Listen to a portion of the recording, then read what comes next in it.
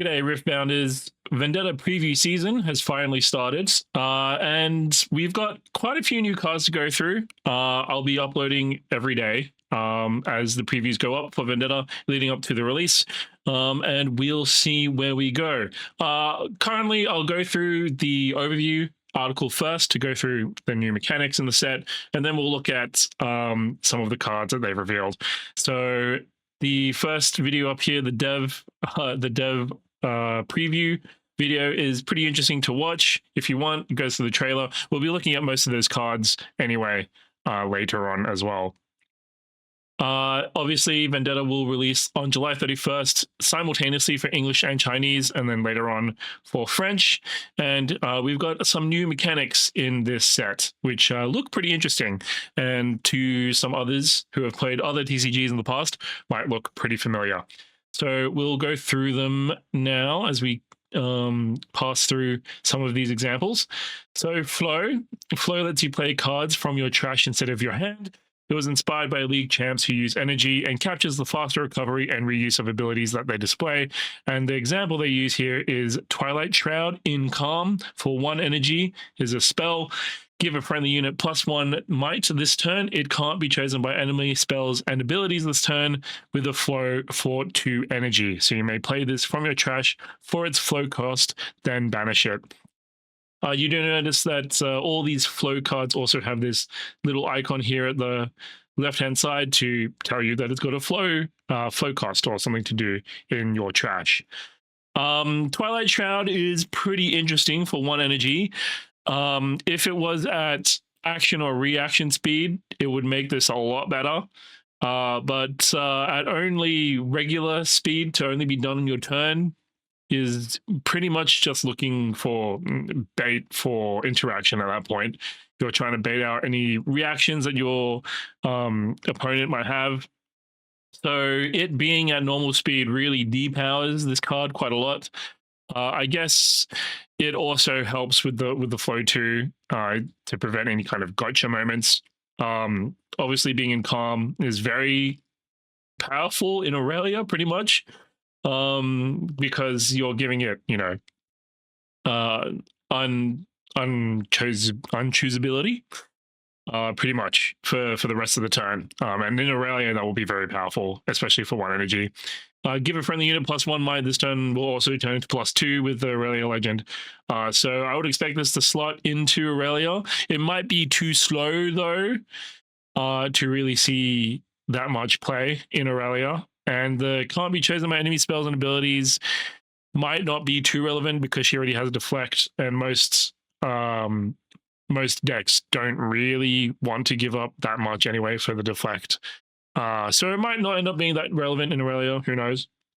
But on face value, looking at it right now, it seems to be pretty strong in Aurelia. Moving on to our next new mechanic, Burn. Burn sends cards from a main deck to the trash. Some cards burn your own deck to fuel synergies, while others attack your opponent's deck directly. And their example card here is a unit in Chaos, Shadow Order Disciple, 2 energy for 2 might. When I move, you may burn 1 to give me +1 might this turn. So burn 1 is putting the top card of your main deck into your trash. So essentially milling in Magic the Gathering might be called the same in many other card games, but essentially discarding either self-mill or milling your opponent can turn very powerful very quickly, especially in a game like Riftbound where you only have 40 cards in a deck. That is pretty dangerous. Fortunately for Riftbound, you don't technically have the same loss conditions as in, for example, in Magic the Gathering. As soon as you hit 0 cards and you're forced to draw another card, you lose the game. Riftbound doesn't have that particular condition. It's a little bit more slower paced than that, kind of more akin to Hearthstone fatigue than Magic the Gathering instant loss condition. But Burn will or might turn into a really powerful mechanic depending on what they print with it. Judging from the other cards that they've shown so far, it looks like that they are tweaking the safety valves on a lot of these, but like we've seen in previous Riftbound sets, that hasn't stopped them from printing some pretty overtuned cards, considering that they've been pretty careful with some safety valves.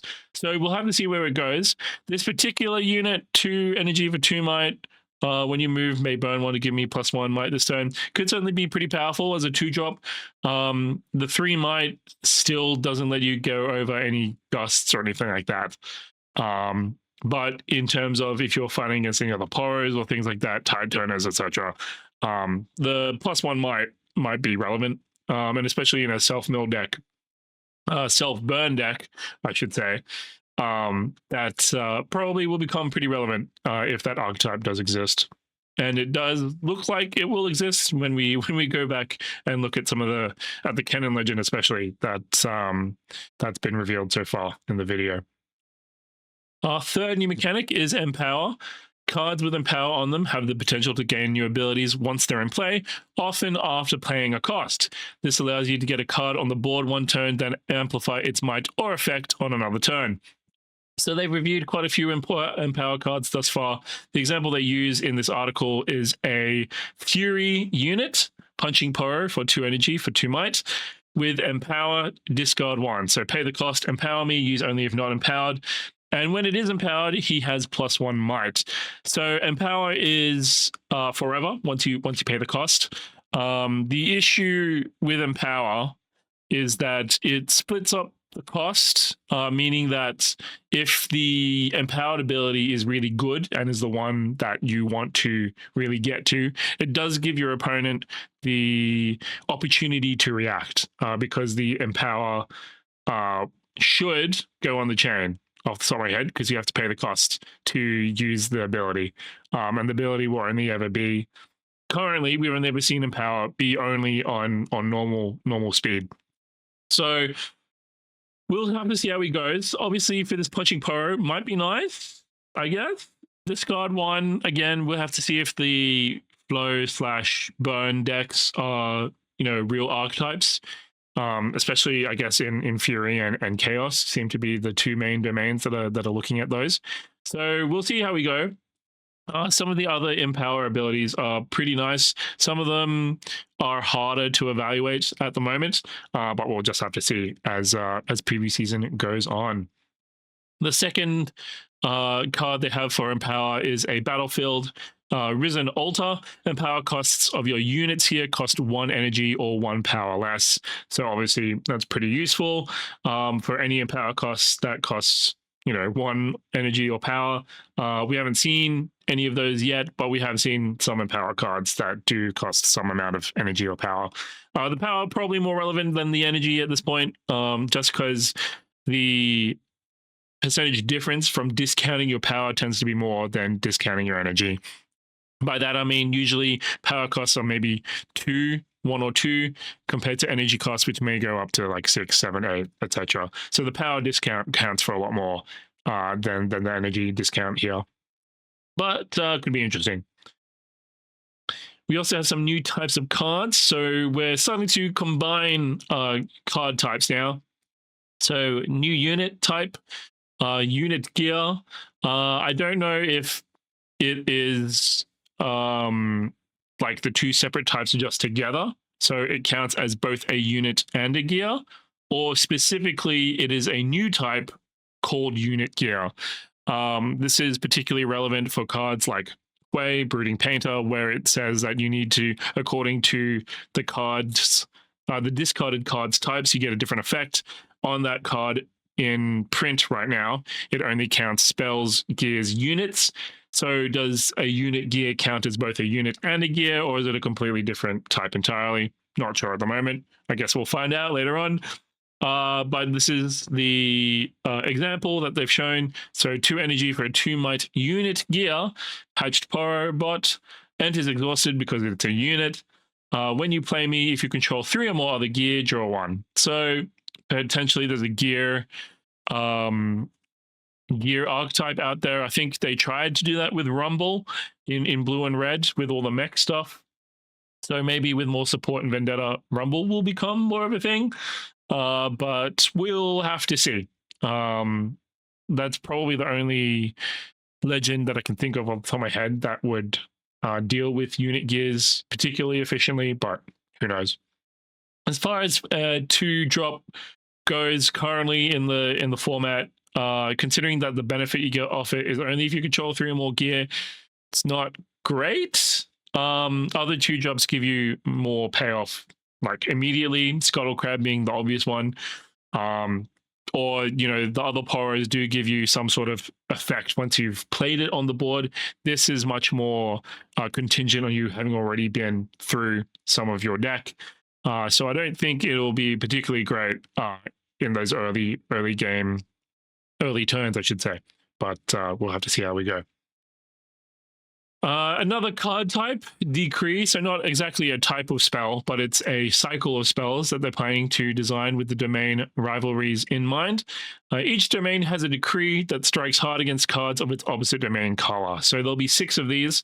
I'm not sure if it'll be all the same energy cost, but it seems pretty likely that they'll be fairly low because they're pretty much like the elemental blasts in Magic the Gathering. Where it specifically targets one particular domain. So here we have the Mind Decree of Insight for 1 energy spell at reaction speed. Ignore deflect while playing the spell's cost. Give an enemy body unit -5 might this turn. So this is essentially an anti-punch first. We'll have to see if these are any good. It obviously depends on kind of how the meta shifts. If one domain becomes overrepresented, some of these mind decks might then decide to sideboard these into the main deck against those body domain decks, for example, like Master Yi, etc. This does put a little bit of a hoser on Aurora decks because your big beaters are no longer that insurmountable anymore.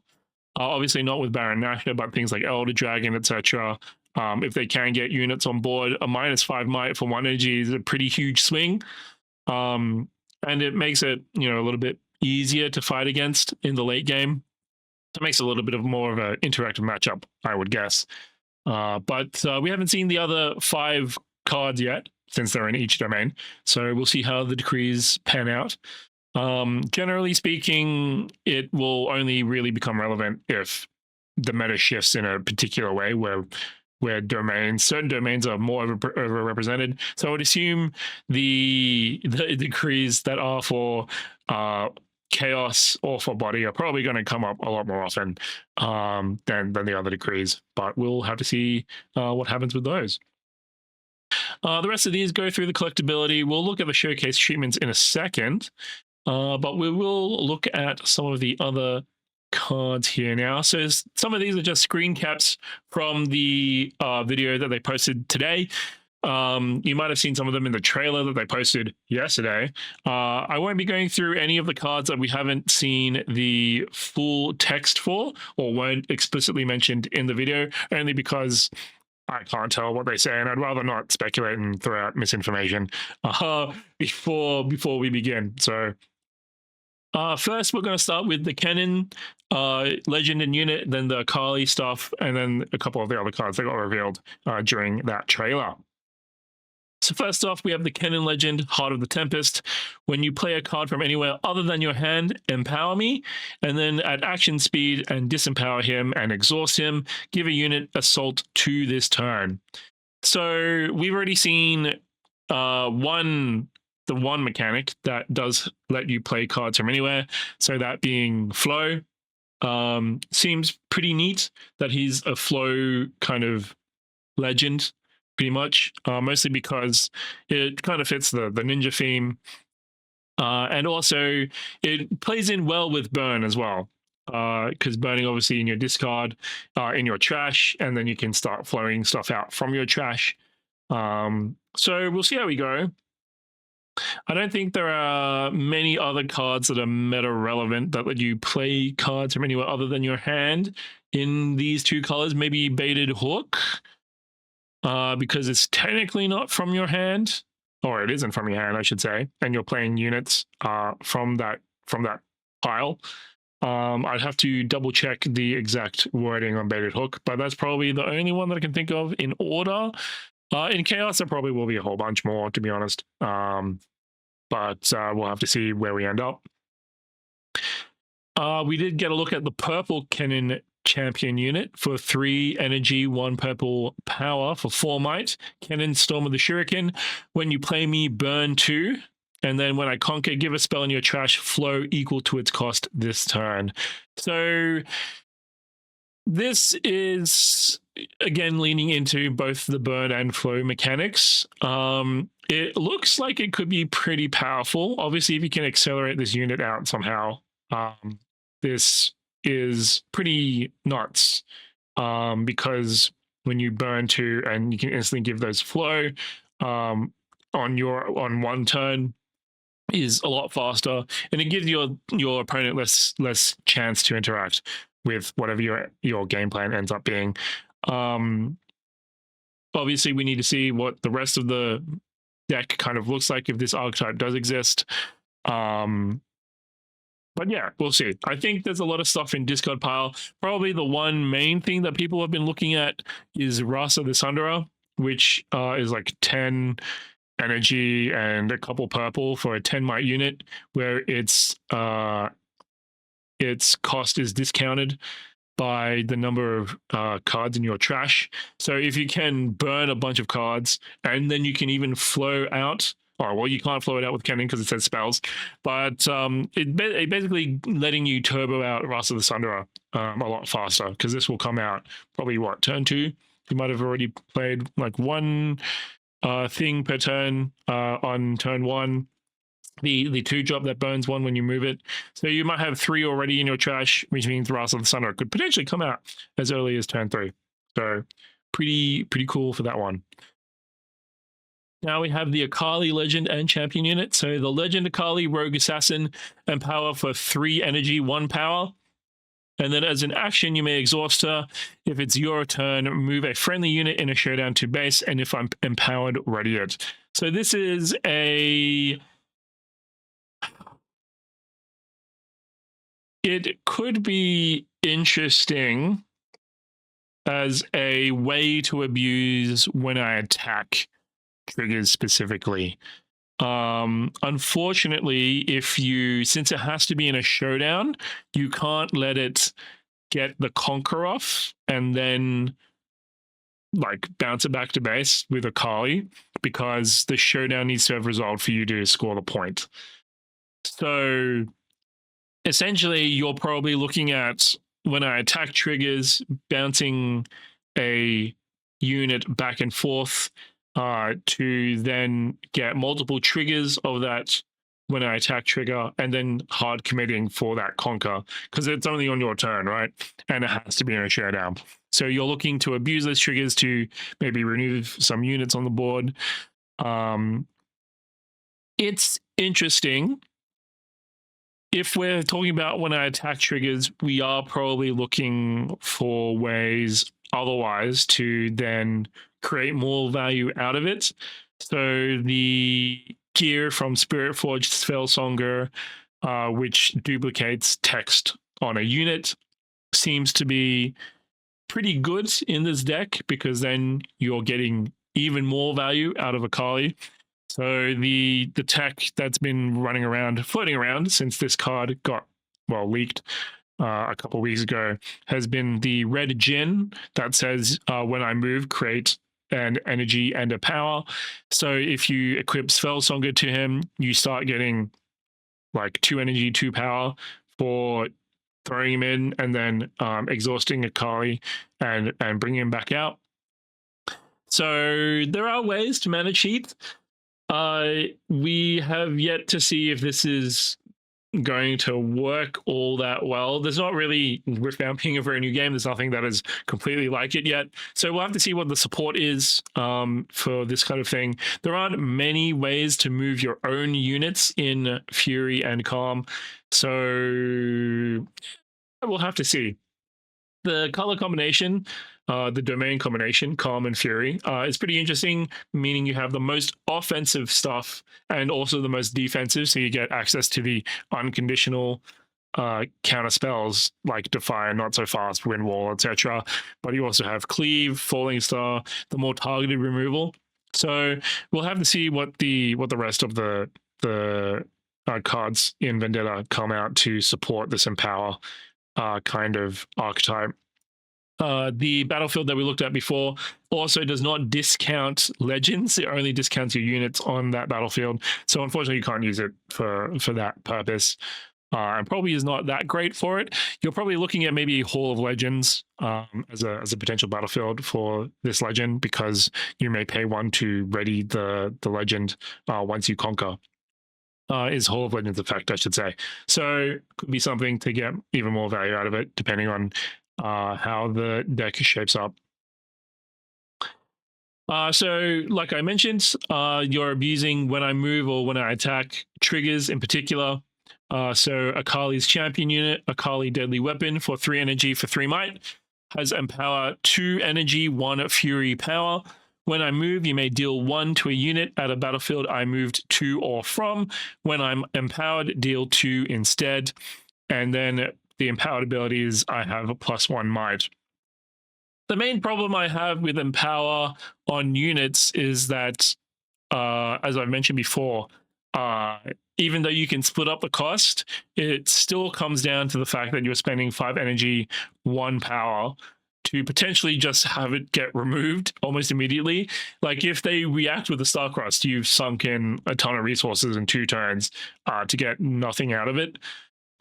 This is obviously still a problem with Starcrossed in general, and kind of where the power of Starcrossed comes from. So we'll have to see.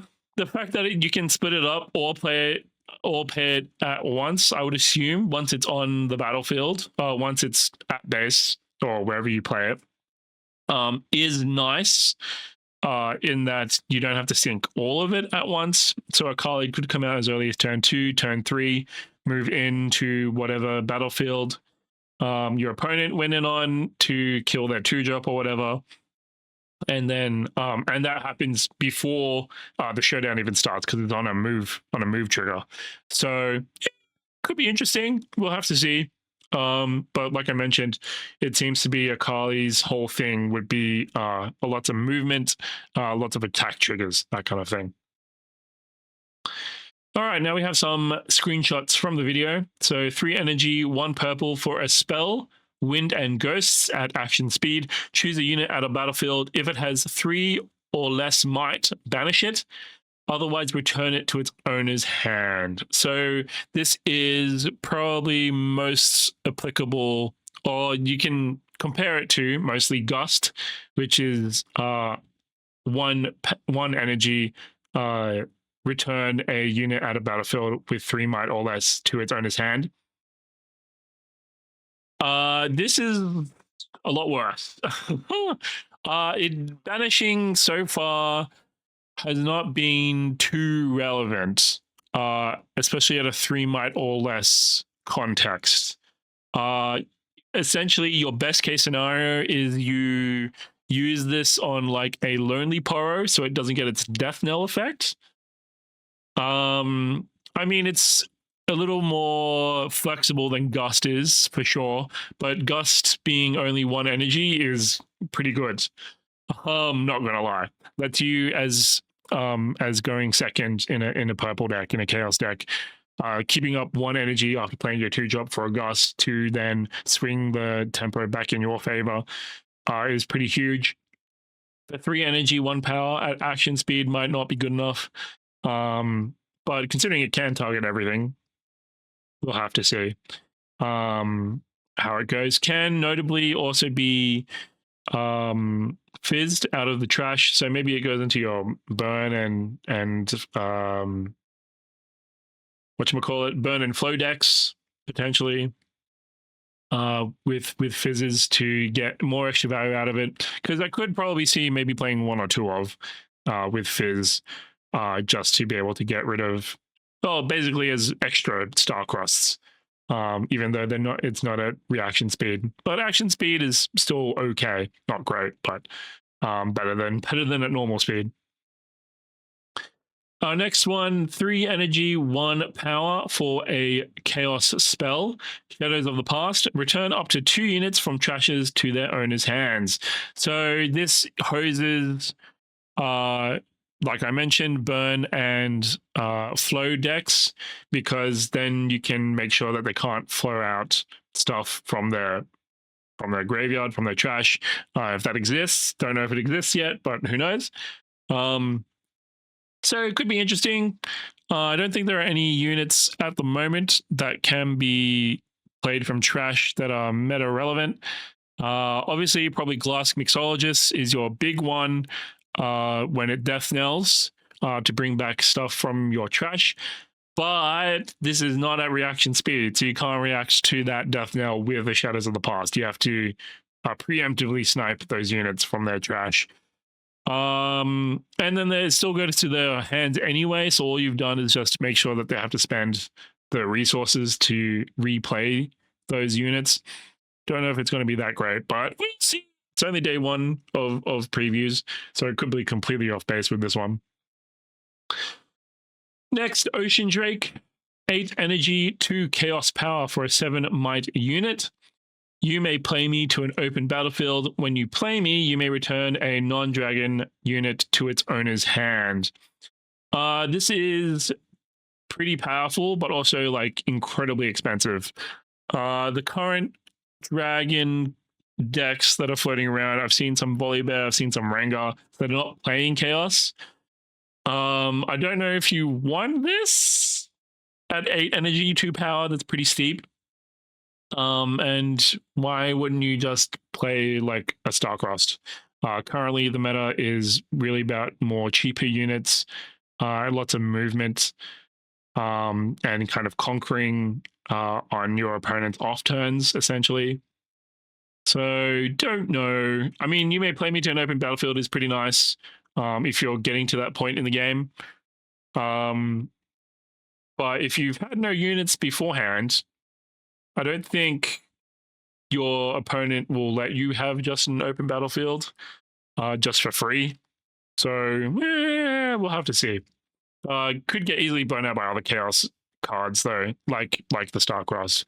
So if this is enough value at this energy and power cost, we'll have to see. All right, Nasus ascended. So as a champion unit, 8 energy, 1 green power, 1 calm power for 8 might. Has deflect 2, so opponents must pay 2 power to choose him with a spell or ability. With empower, 8 energy, so 8 is a lot. 8 to empower him. Use only if not empowered. So while he's empowered, when I conquer, you score an extra point. So that's said in the video that they released, even though Dave's hand is in the way, Dave's finger. Purely based off just the costs, 8 energy, 1 power, and then 8 energy again, so 16 energy, 1 power. This is probably not good enough. He is huge, and I guess because you can split it across 2 turns, so you play him once, and he's exhausted. Next turn, you then empower him to score an extra point. Your opponent's going to see that coming because you have to play him first. Even if you had all your energy up, the only units, the only legends that have been effective at manage hitting currently has been Jin, who's obviously not in carb. So my guess is that the Nasus legend, or there are other cards in the set in green that will help support discounting and power costs somehow, because I don't think 16 energy, 1 power is good enough for an extra point. If you look at Ari, the calm Ari is 5 energy, 1 green, 1 calm power for when I hold, score an extra point. So clearly they're not evaluating scoring an extra point as being worth 8 power, which leads me to believe that there must be some other discounts somewhere in green, I would assume. We do have the battlefield that does reduce your empower costs. Unfortunately, if you go on that battlefield with Nasus, you'll have to have conquered it already. So the empower doesn't help you in that situation. So we'll have to see where it ends up. Currently, I think it's too expensive, but as previews go on and we see more of the set, who knows? We have some extra cards as well. I'm going to go through some of the extra pretty art that they've already showed off. So we have Jace in both his regular and alt art. So a 6 and a mind power for a 6 might unit, Jace, Brilliant Inventor. When you play me or the first time you play a non-token gear each turn, you may ready something besides me that is exhausted. So it says or, which means to me that you can get this to proc potentially twice on the same turn you play Jace. Whether you have 2 other things that are exhausted that are worth readying is a different question. He could definitely go nuts with a lot of things. Yeah. Like, for example, if... I'd have to think about it more. But there are definitely ways that this could be broken. I can't think of things at current moment that are in mind. The first thing that popped in my head was Thousand-Tailed Watcher, but Thousand-Tailed Watcher and this is already like super expensive and over your resource limit. We'll have to see. Potentially in the Jin deck, actually, this might be pretty good because of the anomaly that they play to then get out a time warp, that kind of stuff. Might be interesting. Since I think you have to exhaust that. So it could let them cheat out some extra stuff. Finally, we have some pretty art. So there's another version of the Ari Inquisitive from Origins. I think this is the Wild Rift specific skin. This is at alt art rarity, so it's not an overnumbered rarity, which is nice. So it should be good to see. I think there's a cycle of these for a bunch of different units. As you can see, it's SP3 out of 6, so there's going to be 6 of these running around in this particular skin lineup. Last, we've got the pre-release promo. So this got revealed quite a while ago now, I think. So it is a 3 energy, 1 calm power unit for 3 might. Riven. So it has Weapon Master. When you play me, you may equip one of your equipment to me for 1 power less, even if it's already attached. And when I attack, choose an enemy unit here, deal 2 to it for each equipment attached to me. So there is a world where we live in an Akali deck that cares a lot about equipment, cares a lot about getting a Riven on the board, equipping her, pulling her in and out of showdowns to then get lots of attack triggers off to deal 2 damage for each equipment attached to it. Notably, it is only single target, which is pretty lame. But I mean, if you have 4 or 5 equipment on it, you're basically killing everything. Even two equipment is pretty good. Notably, it does not reduce their might, deals damage to it. So Riven might still be vulnerable even if you deal 4 or 6 energy, 4 or 6 damage to something. We'll have to see how that ends up. And that brings us to the end of Vendetta Day 1 preview season. I hope you enjoyed the card so far. I think the mechanics that they've revealed are pretty interesting. A lot of playing around with the trash and making sure that you can get extra value out of it. So yeah, I think giving more agency to decks that don't run Fizz is pretty interesting. So far, we've only seen Flow and Burn in Chaos, which is the same domain as Fizz. So we'll have to see if other colors get it, if other domains get it. I hope so, but we'll have to see how it ends up. Anyway, that'll do it for Day 1 of Vendetta preview season. I'll be back tomorrow with Day 2.